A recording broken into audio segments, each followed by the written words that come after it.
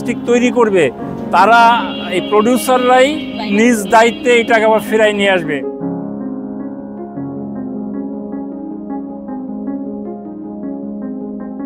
Cycle করে use করি তাহলে দেখা গেছে যে পরিবেশটা দূষিত কম হবে। ধৈর্য হতে আহরিত সম্পদ, দূর হবে বালাই বিপদ। প্র্যাকটিসগুলো আমরা এনফোর্সমেন্ট দিয়ে করতে হবে। অ্যাওয়ারনেসটা চলবে, continue process definitely, but enforcement হবে, ফাইন হবে।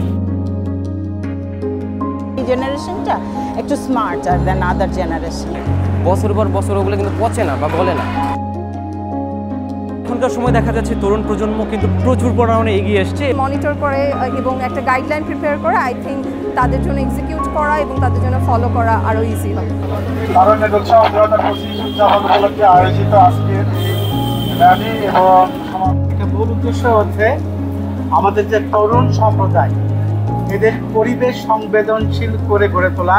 তথ্যগুলো তারা আজকে পেলেও তারা তাদের শিক্ষার্থীদের মধ্যে, পরিবারের মধ্যে, সহপাঠীদের মধ্যে ছড়িয়ে দিতে পারবে।